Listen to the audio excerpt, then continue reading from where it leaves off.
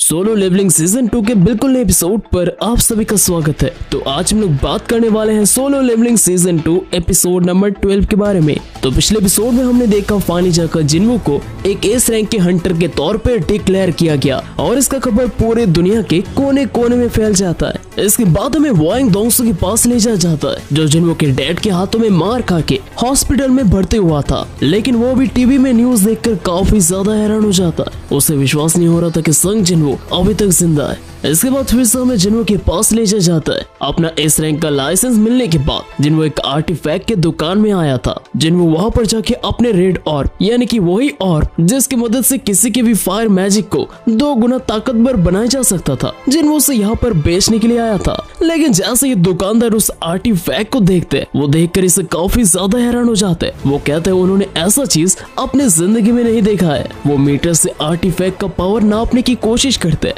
लेकिन इस ऑर्ब का पावर मापा नहीं जाता, यानी कि इस ऑर्ब का एम्पलीफिकेशन है 100%। दुकानदार यहाँ पर मनी मन कहता है यहाँ तक कि जो काबिल क्राफ्टमैन होते हैं उनका भी बनाए हुए हथियार का पावर 50% से ज्यादा नहीं होता। अगर आज मिस्टर चो यहाँ पर होते तो वो इसे बेशक खरीद लेते। दुकानदार इसके बाद जिन्वू को पूछता है, वैसे सर क्या मैं जान सकता हूँ कि आपको ये कहाँ पर मिला? जिन्वू कहता है मुझे बस डंजन में ऐसे मिल गया। यह बात सुनकर यहाँ पर दुकानदार काफी ज्यादा हैरान हो जाता है। दुकानदार इसके बाद कहता है, तो सर आप क्या करना चाहते हैं? आप चाहे तो मैं इसका ऑक्शन करवा सकता हूँ। जिन्वू कहता है मैं बाद में आपको इसके बारे में सोच कर बताता हूँ। जिन्वू यहाँ पर मनी मन सोचता है कि उसे जल्द से जल्द डेमन कैसल को कंप्लीट करके the holy water of life को तैयार करना है, जिसकी मदद से वो अपनी माँ को ठीक करता। और क्योंकि डेमन कैसल के अंदर हर एक जगह आग के लपटे पाए जाते हैं, तो इसी वजह से जिन्वू को ये आर्टिफैक्ट चाहिए था। इसके बाद जिन्वू दुकानदार से पूछता है, वैसे क्या आप मुझे बता सकते हैं कि मुझे फायर आर्टिफैक्ट कहाँ पर मिलेगा? मैंने इसे फ्लिपकार्ट और अमेज़न पे बहुत ढूंढने की कोशिश की, लेकिन मुझे ऐसा कुछ आर्टिफैक्ट नहीं दिखा। क्या ऐसी चीजें आसानी से नहीं मिलते? इसके बाद दुकानदार कहते हैं नहीं सर, ऐसी कोई बात नहीं है। फायर मैजिक बहुत ही कॉमन है, तो ज्यादातर जगह आपको ये मिल जाएगा। ऐसी चीजें महंगा होने की वजह से हम लोग इसे फ्लिपकार्ट और अमेज़न पे नहीं बेचते। इसके बाद दुकानदार जिन्वू को एक कमरे पे लेकर जाता है जहाँ पर जिन्वू को बहुत सारे आर्टिफैक्ट देखने मिलता है। दुकानदार यहाँ पर पूछता है, तो सर बताइए आपको कुछ पसंद आया? जिन्वू यहाँ पर देखते ये जो शील्ड वगैरह है ये बहुत ही चिकने कांच के परत के पीछे है। तो जिन्वू यहाँ पर दुकानदार को पूछता है, वैसे मुझे एक बात समझ नहीं आया, इतने महंगे आर्टिफैक्ट होने के बावजूद भी यहाँ का सिक्योरिटी मुझे ढीला लग रहा है। इसके बाद दुकानदार कहता है नहीं सर, आपको शायद कोई गलतफहमी हो रही होगी। ये जो ग्लासेस आप देख रहे हैं ये सारे ग्लासेस को ए रैंक के हंटर के मैना के साथ बनाया गया है। अगर आपको विश्वास नहीं हो रहा है तो आप इसे तोड़ने की कोशिश कर सकते हैं। अगर आप इसे तोड़ पाए तो मैं आपको यहाँ का कोई भी चीज देने के लिए राजी हूँ। जिन्वू यहाँ पर इन कांच के अंदर से मैना तो सेंस कर पा रहा था, लेकिन जिन्वू को इस कांच को लेकर थोड़ा डाउट होने लगता है। जिन्वू इसके बाद अपने हाथ पे अपने ऑरा को फोकस करता है और पंच मारने के लिए बिल्कुल तैयार हो जाता है, लेकिन दुकानदार ये देखकर बहुत ही ज्यादा घबरा जाता है। दुकानदार कहता है सर मैंने ऐसे ही आपसे कहा था, आप तो सीरियस हो गए।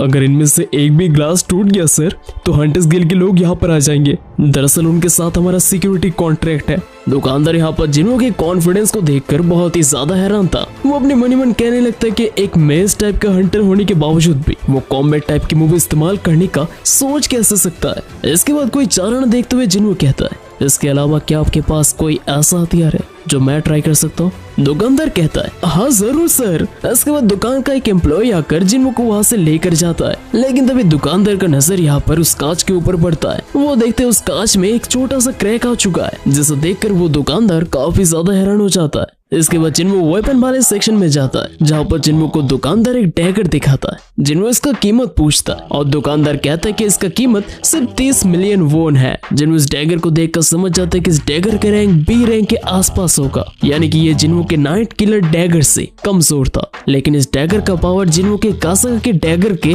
सिमिलर होगा। इसके बाद जिन्वू अपना नाइट किलर डैगर निकालता है और दुकानदार को दिखाकर इसका प्राइस पूछता है। दुकानदार ये डैगर देखकर कहता है, वाह सर, ये डेगर सच में बहुत ही कमाल का दिख रहा है, शायद इसे किसी काबिल क्राफ्टमैन ने बनाया होगा। लेकिन जिन्हो अपने मन ही मन कहता है, दरअसल ये मुझे आइटम शॉप में मिला था। इसके बाद दुकानदार कहता है कि इसका कीमत एटलीस्ट 100 मिलियन के आसपास होगा। और ये सुनकर जिन्हो काफी ज्यादा हैरान हो जाता है। जिन्हो ने इस डेगर को आइटम शॉप से 2.8 मिलियन गोल्ड से खरीदा था। इसके बाद जिन्हो को यूजिन के आर्मर के बारे में याद आ जाता है। वो अपने मन में सोचता है कि यूजिन हमेशा अपने साथ कीमती आर्मर और कीमती हथियार लेकर आता था, जिसका कीमत लगभग 3 मिलियन के आसपास होगा। लेकिन इसके बावजूद भी उस हथियार में सिर्फ अटैक बफ ही थे। जिन्हो सोचता है कि अगर यूजिन के शील्ड और हथियार इतने ज्यादा महंगे हो सकते हैं और उसे अगर आइटम शॉप्स के आइटम्स का कीमत इतना ज्यादा मिल रहा है, तो उसके पास इन आइटम शॉप्स के आइटम्स को बेचने का कोई कारण ही नहीं बनता। इसके बाद हमें व्हाइट टाइगर गिल्ड में ले जाया जाता है। व्हाइट टाइगर गिल्ड के लीडर बाय क्यून-हो अभी तक जिन्हो के बारे में सोच रहे थे। वो अपने मन ही मन कहता है, क्या यह सच में पॉसिबल हो सकता है? एक ऐसा हंटर जो लेवल अप कर सकता है। जब मैं संग जिन्हो के साथ रेड गेट के सामने मिला था, मैं बेशक कह सकता था कि वो मुझसे कमजोर था, लेकिन इस बार का कहानी पूरी तरीके से पलट चुका है। किसी ऐसे को गिल्ड का हिस्सा बनाना, अगर वो चाहे तो अपना खुद का गिल्ड बना सकता है, और अगर वो सच में लेवल अप कर सकता है तो उसका गिल्ड हमेशा नंबर 1 रहेगा। अपने से किसी ताकतवर को अपने गिल्ड पर रिक्रूट करना, सच में ये मेरा और चोजों का एक गलत फहमी था।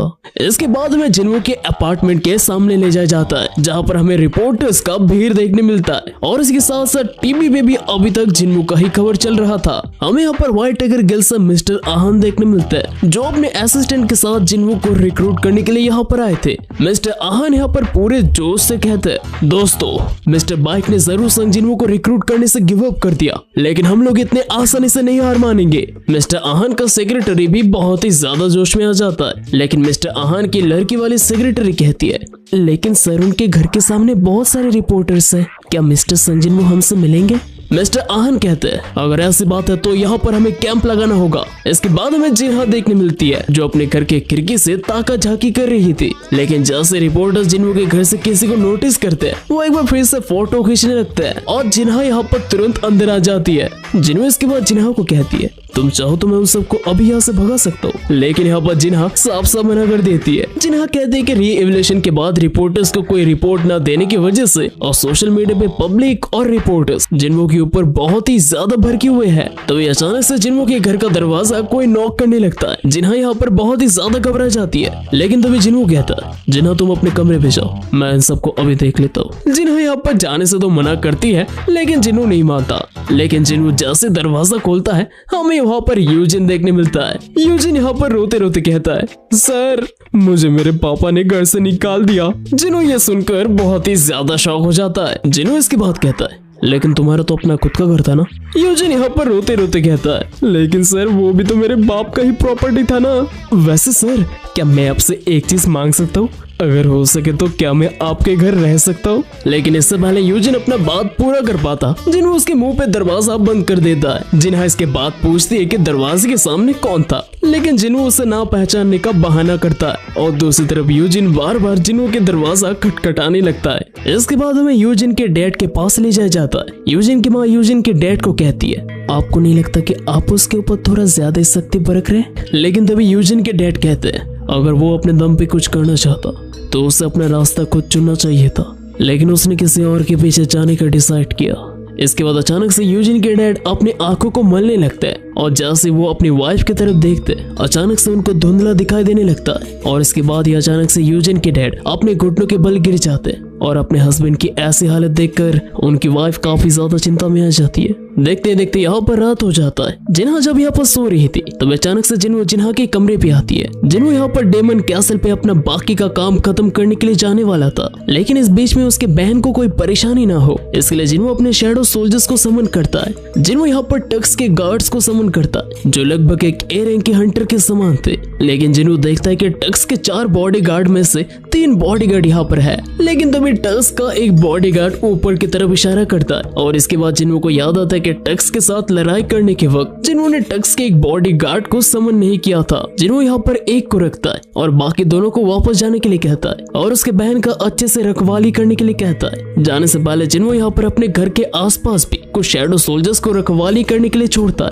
और उन्हें बारी बारी करके पेट्रोलिंग करने के लिए कहता है। और जिन्हो उन सबको ये ध्यान रखने के लिए कहता है कि उन सबको कोई देख न पाए। सारे सोल्जर्स यहाँ पर पेट्रोलिंग के काम पे लग जाता है। सुबह होते ही जिन्हो यहाँ पर डेमन कैसल के लिए निकल जाता है। हमें देखने मिलता है यूजिन यहाँ पर जिन्हो को छोड़ने के लिए जा रहा था। जिन्हो यहाँ पर पूछता है तो कल रात सब कुछ ठीक था? यूजिन कहता है हाँ सर, आजकल होटल्स में बहुत अच्छी सुविधाएं मिलते हैं। जिन्हो यहाँ पर यूजिन को ऑफिस चुनने तक वहीं पर ही रुकने के लिए कहता है, लेकिन जिन्हो अपने मन ही मन कहता है मैंने कभी नहीं सोचा था कि ये सच में हाँ कर देगा, और अभी मैं इसे ना भी नहीं कह सकता। यूजिन इसके बाद पूछता है वैसे सर आपको दायसुंग टावर में कौन सा काम है? जिन्हो यहाँ पर कुछ नहीं कहता और इसके बाद जिन्हो पानी जाकर डेमन कैसल में एंटर करता है। आगे का रास्ता जिन्हो के लिए बहुत ही ज्यादा मुश्किल होने वाला था, लेकिन जिन्हो यहाँ पर पूरी तरीके से तैयार था। जिन्हो यहाँ पर अपने साथ एक विंड रोप, एक नेमलेस थिंग जिसे वाटर मैजिक से इम्ब्यूट किया गया था, ये सब पहन के जिन्हो पूरी तरीके से आग से बचने के लिए तैयार था। आते यहाँ पर जिन्हो को एक क्वेस्ट मिलता है। जिन्हो को यहाँ पर टॉप फ्लोर में मौजूद डेमन किंग बारान का सोल कलेक्ट करने के लिए कहा जाता है, और डेमन किंग को हराने के फलस्वरूप जिन्हो को रून स्टोन बोनस स्टैट 30+ और एक अंधे का रिवॉर्ड मिलने वाला था। रून स्टोन की मदद से जिन्हो को एक स्पेसिफिक स्किल मिलने वाला था, जो देखकर यहाँ पर जिन्हो मन ही मन काफी ज्यादा खुश हो जाता है। जिन्हो के पास अभी तक शैडो एक्सट्रैक्शन, शैडो प्रिजर्वेशन और मोनास डोमेन जैसे जॉब स्किल्स थे। डेमन कैसल के 1 से लेकर 75 तक जिन्होंने ऑलरेडी कंप्लीट किया हुआ था, तो जिन्हों यहाँ पर डायरेक्ट 76 फ्लोर पे टेलीपोर्ट होता है। वहां पर जाते हमें बड़े और खतरनाक मॉन्स्टर देखने मिलते हैं, जिन्होंने पूरे शहर में यहाँ पर तबाही मचा दिया था। जिन्हों यहाँ पर टक्स को समन करता है और उसे उस फायर मैजिक का स्पेशल ऑर्ब दे देता है, जिसकी मदद से टक्स के फायर स्पेल का ताकत 2 गुना बढ़ जाता है। और देखते देखते टक्स एक बहुत ही बड़ा सा फ्लेम थ्रोअर करता है, जो आसपास के पूरे शहर के साथ साथ सारे मॉन्स्टर्स को निस्तनाबूद कर देते हैं। एक के बाद एक जिन्हो के सामने नोटिफिकेशन आता है। जिन्होंने यहाँ पर एक डेमन लॉर्ड को हरा दिया था और उसके साथ साथ जिन्हो को 2200 एक्सपीरियंस पॉइंट भी मिले थे। जिन्हो ये देखकर काफी ज्यादा हैरान हो जाता है। जिन्हो यहाँ पर कहता है जरूर उसके पास वो मैजिकल ऑर्ब है, लेकिन मेरा शैडो बनने के बाद उसका ताकत और कई गुना ज्यादा बढ़ चुका है। लगता है अभी के लिए मुझे ये टक्स को इस्तेमाल करने देना होगा। हमें यहाँ पर जिन्हो का स्टेटस बोर्ड देखने मिलता है, जहाँ पर हमें देखने मिलता है जिन्हो का लेवल ऑलरेडी 81 हो चुका था। इसके बाद हमें यूजिन के डैड के पास ले जाया जाता है, जो हॉस्पिटल में इमरजेंसी सेंटर पे थे। हमें यहाँ पर डॉक्टर से जानने मिलता है वो यहाँ पर 2 दिन से बेहोश पड़े थे, जो सुनकर यहाँ पर यूजिन के डैड काफी ज्यादा हैरान हो जाते हैं। उन्हें लगने लगता है कि ये सब कुछ थकावट की वजह से हुआ है। इसके बाद यूजिन के फादर डॉक्टर से पूछते हैं कि इसके अलावा और कोई प्रॉब्लम है या फिर नहीं। डॉक्टर इसके बाद यूजिन के फादर को पूछते हैं सर मुझे एक चीज बताइए, क्या आप हाल ही फिलहाल में किसी हंटर के आसपास थे? यह सवाल सुनकर यूजिन के डैड काफी ज्यादा हैरान हो जाते हैं। वो पूछने लगते हैं कि आखिर अचानक से ये सवाल क्यों आ रहा है। इसके बाद डॉक्टर कहता है क्या आपने कभी एटर्नल स्लम्बर के बारे में सुना है? ये नाम सुनते यहाँ पर यूजिन के डैड काफी ज्यादा हैरान हो जाते हैं। एटर्नल स्लम्बर एक ऐसा बीमारी जिससे कोई नॉर्मल इंसान हमेशा के लिए कोमा में जा सकता है और किसी को भी पता नहीं होता कि वो कब उठेगा। अभी तक इसका कोई भी इलाज नहीं है। ये बीमारी असल में सिर्फ पेशेंट को कोमा में नहीं भेजता, वो धीरे धीरे करके उसकी जिंदगी को छीन लेता है। डॉक्टर ये सब कुछ यूजिन के डैड को खुल के बताते हैं। यूजिन के फादर पूछते हैं कि आखिर इन सब के बीच में हंटर का क्या कनेक्शन है। डॉक्टर कहता है ये जो एटर्नल स्लम्बर है, ये बीमारी किसी के अंदर मैना की वजह से देखा जाता है। ज्यादातर लोगों के अंदर मैना को सहन करने का शक्ति होता है। कुछ ऐसे गिने चुने लोग हैं जो इस बीमारी का शिकार होते हैं, और ये तभी देखा जाता है जब कोई नॉर्मल इंसान किसी हंटर के कॉन्ट्रैक्ट में बहुत लंबे समय से हो। डॉक्टर यहाँ पर यूजिन के डैड को एसेंस स्टोन, मैना क्रिस्टल और हंटर से दूर रहने के लिए कहते हैं। डॉक्टर इसके बाद फिर से पूछते हैं सर क्या आपके परिवार में कोई हंटर मौजूद है? यूजिन के डैड को यहाँ पर यूजिन की बात याद आती है। उन्हें विश्वास नहीं हो रहा था कि वो एक ऐसे बीमारी का नेशनल विक्टिम बन चुका है। यूजिन के डैड इसकी बात कहते हैं लेकिन मैं अभी तक हारा नहीं डॉक्टर।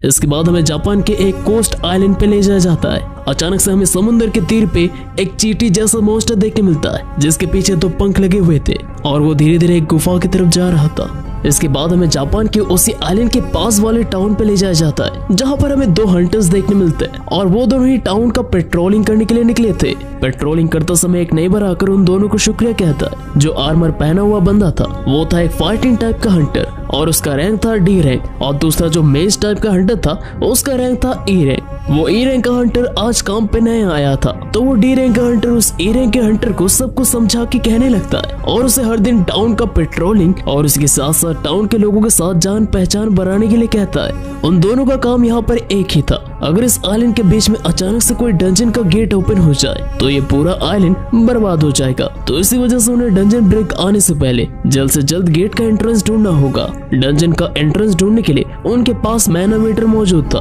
3 दिन में यहाँ पर रीइंफोर्समेंट आने वाले थे, तो इसी वजह से उन्हें 3 दिन के अंदर डंजन के गेट का एंट्रेंस ढूंढना ही था। वो दोनों जब अपने पेट्रोलिंग का काम कर ही रहे थे तभी अचानक से वो मेज हंटर किसी को रास्ते से चलते हुए देखता है जो पीछे से काफी अजीब दिख रहा था। वो अपने साथी हंटर को बताता है, वो भी इसे देखकर काफी ज्यादा हैरान हो जाता है। वो उसे पीछे से बुलाने की कोशिश करता है और हमें देखने मिलता है असल में ये कोई इंसान नहीं था, ये था एक एंट मॉन्स्टर। इसके बाद हमें फिर से डेमन कैसल पे ले जाया जाता है। डेमन कैसल पे यहाँ पर हर तरफ तबाही मची हुई थी। जिन्वो का इंटेलिजेंस स्टैट बहुत गुना बढ़ चुका था और उसके साथ साथ जिन्वो के शैडो से एक्सट्रैक्ट करने का और प्रिजर्व करने का अमाउंट भी बहुत गुना बढ़ चुका था। अभी जिन्वो यहाँ पर 820 शैडोज को एक्सट्रैक्ट कर सकता था और उसके साथ साथ 155 शैडोज को प्रिजर्व कर सकता था। लेकिन जिन्वो अनफॉर्चुनेटली यहाँ के एक भी डेमंस के शैडोज को एक्सट्रैक्ट नहीं कर पा रहा था। जिन्वो यहाँ पर आगे के फ्लोर्स के लिए यहाँ पर अपनी टीम को 6 हिस्सों में डिवाइड करता है। सबसे पहला था टीम टस्क, दूसरा था टीम इग्रिस, तीसरा था टीम आयरन, चौथा था टीम टैंक, पांचवा और छठा टीम था हाई ऑर्क्स की 2 अलग अलग टीम्स। जिन्होंने यहाँ पर उन सभी को 2 काम देता है। सबसे पहला था अगर कोई भी दुश्मन सामने आता है तो उसे तुरंत मार देना और दूसरा था नेक्स्ट फ्लोर का परमिट ढूंढना। इसके बाद यहाँ पर जिन्वो के सारे शैडोज आसपास फैल जाते हैं। जिन्वो का टारगेट था जल्द से जल्द टॉप फ्लोर तक पहुंचना। कुछ सेकंडों बाद यहाँ पर जिन्वो के पास एक के बाद एक नोटिफिकेशन आने लगता और जिन्वो को यहाँ पर 1000, 1500, 900 एक्सपीरियंस पॉइंट्स एक के बाद एक मिलते जाते हैं, जो देखकर यहाँ पर जिन्वो काफी ज्यादा हैरान हो जाता है। अभी जिन्वो के लिए ये काम बहुत ही आसान हो चुका था और जब तक उसके शैडोज मर नहीं जाते तब तक यहाँ पर जिन्वो का मैना भी खत्म नहीं होता। जिन्वो यहाँ पर एक मैना पोशन निकालता और अपने मैना को पूरी तरीके से रिकवर कर लेता है, क्योंकि हो सकता है हाई फ्लोर में जाने के बाद जिन्वो का मेन शैडो थोड़ा सा स्ट्रगल करे। ऐसे यहाँ पर कुछ दिन बीत जाते हैं। हमें देखने मिलता है जिन्वो के टैंक का लेवल यहाँ पर 24 हो चुका था और उसे नया रैंक एलिट मिला था। और ये सिर्फ टैंक के साथ नहीं, जिन्वो के बाकी सारे शैडो सोल्जर्स भी बहुत गुना तक लेवल अप कर लिया था। जिन्वो यहाँ पर सोचने लगता कि उसका सभी को अलग अलग करने का फैसला यहाँ पर बहुत ही अच्छा साबित हो रहा है। अभी सिर्फ जिन्वो को 20 फ्लोर्स क्लियर करने थे। पिछले 2 दिन से यहाँ पर जिन्वो 80th फ्लोर में है, लेकिन अभी तक जिन्वो को नेक्स्ट फ्लोर में जाने का परमिट नहीं मिला था। तो इसका मतलब यहाँ पर और भी काफी सारे ताकतवर डेमन होंगे। तो अचानक से बहुत ही तेजी से जिन्वो का एमपी गिरने लगता है। इसका मतलब यहाँ पर कोई जिन्वो के शैडो सोल्जर्स को बहुत ही तेजी से मार रहा है। जिन्वो नोटिस करता है ये हमला आयरन के ग्रुप के ऊपर हो रहा है, जो देखकर यहाँ पर जिन्वो काफी ज्यादा हैरान हो जाता है। उसे विश्वास नहीं हो रहा था कि यहाँ पर कोई डेमन आयरन से भी ज्यादा ताकतवर है। जिन्वो यहाँ पर अपने शैडो सोल्जर्स को वापस बुलाने के लिए मजबूर हो जाता है। जिन्वो यहाँ पर अपने नेक्स्ट हमले के लिए प्लानिंग करने लगता है। टीम बी और इग्रिस की टीम को बहुत बड़ा धक्का लगा था, जिससे जिन्वो समझ जाता कि ये जो विरोधी है ये काफी ज्यादा ताकतवर है। लेकिन उसके साथ साथ यहाँ पर जिन्वो को कुछ अजीब लगने लगता है। टक्स का टीम यहाँ पर इग्रिस के पास ही था, लेकिन इसके बावजूद भी उन डेमंस ने टक्स के टीम के ऊपर हमला नहीं किया था। वो लोग सीधे हाई ऑर्क की टीम ए की तरफ चले गए थे। जिन्वो यहाँ पर मन ही मन कहता है आखिर इसका क्या वजह हो सकता है। वो लोग अपने विरोधी को बहुत ही ध्यान से चुन रहे, मानो ऐसा हो कि वो लोग अपना कमजोरी बहुत ही अच्छे तरीके से जानते हैं। और अगर ये सच हुआ तो उनका नेक्स्ट टारगेट जरूर आयरन का ग्रुप ही होगा। आयरन और उसके साथ यहाँ पर जगह में पहुंच जाते हैं। जिन्वो यहाँ पर पीछे से उनके ऊपर नजर रख रहा था। कुछ देर बाद ही वहाँ पर जिन्वो को एक डेमन नोबल नाइट देखने मिलता है और उसके साथ साथ कुछ नॉर्मल डेमन नाइट्स देखने मिलता है। शैडो सोल्जर्स को देखते ही डेमन नाइट यहाँ पर अपना भाला लेकर सामने आने लगता है और एक ही बार में वो आयरन का नाम और निशान मिटा देता है। जिन्वो यहाँ पर उनका पावर देखकर समझ जाता है कि आखिरकार उसके शैडो सोल्जर्स बार बार मर क्यों रहे थे। इसके बाद जिन्वो खुद यहाँ पर मैदान पे आता है। जिन्वो को देखते वो डेमन नाइट बहुत ही तेजी से अपना भाला लेकर सामने आने लगता है, लेकिन जैसे वो डेमन नाइट सामने आता है जिन्वो उसके भाला से बचने के लिए सबसे पहले झुकता है और उसे एक बहुत ही जोर का अपर किक मारता है और एक ही किक से उस डेमन नाइट का काम तमाम हो जाता है। और जिन्वो को यहाँ पर 3000 एक्सपीरियंस पॉइंट भी मिलता है। जिन्वो यहाँ पर अपने स्पीड स्किल को इस्तेमाल करता है और एक के बाद एक सारे डेमन नाइट्स का काम तमाम कर देता है और इसके बाद आखिर में बच जाता है नोबल वाला डेमन नाइट। जिन्वो का खतरनाक पावर देखकर वो नोबल डेमन नाइट यहाँ पर कांपने लगता है। जिन्वो यहाँ पर कहता है मैं हमेशा से सोचता था कि मॉन्स्टर डरते हैं या फिर नहीं, लेकिन लगता है मुझे मेरा जवाब मिल चुका है। And that's it for the Solo Leveling season 2 episode number 12। तो एपिसोड आप लोगों को कैसा लगा जरूर से मेरे को ऑब्वियसली कमेंट करके बताओ एंड वीडियो को लाइक करो एंड चैनल में तो चैनल को सब्सक्राइब करो। तो आज मैं वीडियो के साथ तब तक के लिए बाय बाय।